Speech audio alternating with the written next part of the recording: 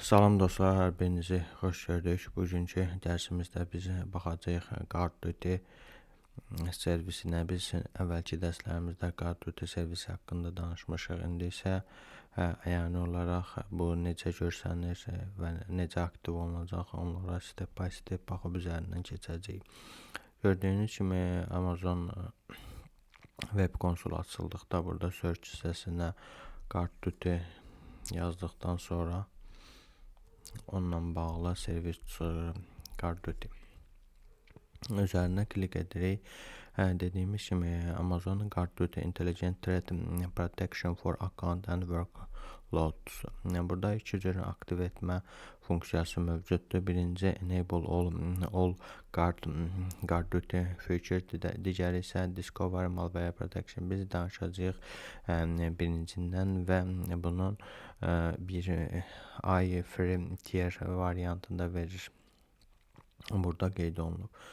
Get started eləyirik. Buradan get started eləyəndən sonra welcome to Guard-Duty haqqında məlumatlar çıxır.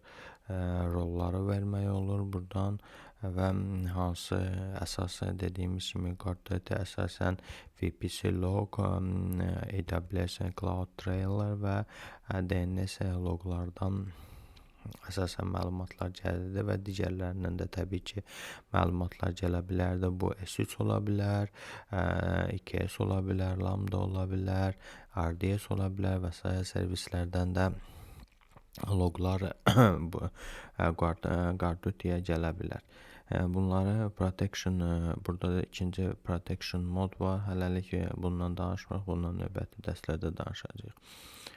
Standart Guard-Duty enable etdikdən sonra Guard-Duty başlayır arxa planda analizlər aparmağa və bu analizlərin nəticəsində buradan çıxardır findinglər. Burada findinglər bölünür. Critical, high, medium, low, sonra overview verir, attack sequence, total finding, nələr tapıb, resource with findings, account with finding, yəni accountla bağlı nələr var və resursa bağlı nələr var. Bundan sonra burada sol tərəfdə menüdən biz idarə eləyə bilirik. Findingləri burada baxa bilərik. Malware scan bölməsi var, Extended Threat Detection bölməsi var, hansı ki bunu biz növbəti dərslərdə danışacağıq.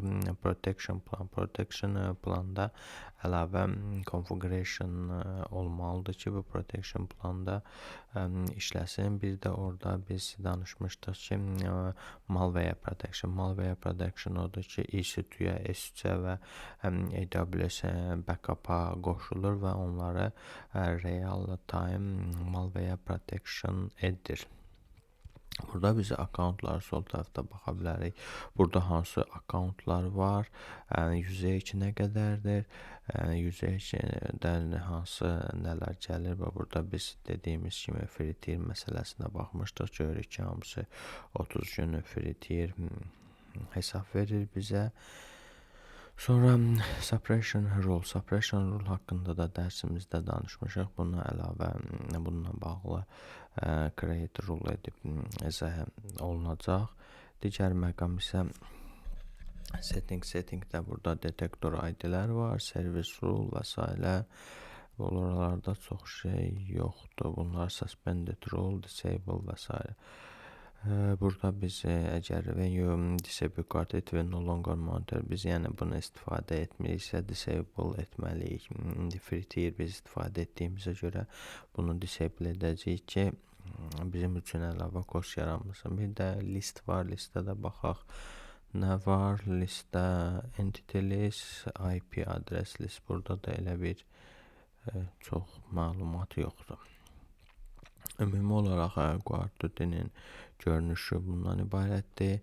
Guard-Duty dedikdə heç bir yəni agentless servisdir. Həmən agentlərə biz heç bir halda heç bir servis yazmırıq və bütün bu proses AWS-in backgroundunda gedir və bizə sadəcə monitoring və bunlarla bağlı findinglər, monitoringlər, ümumi summary və s. digər məlumatları verir. Bugünkü dərsimiz bu qədər. Dərsi bitirməmişdən qabaq biz setting hissəsinə keçib bunu disable edirik ki, bu bizim üçün dediyimiz kimi əlavə cost yaratmasın. Disable oldu. Gördüyümüz kimi servis disable oldu və yenidən biz enable edib əvvəlki kimi istifadə edə bilərik. Sağ olun, növbəti dərsdə görüşənədək.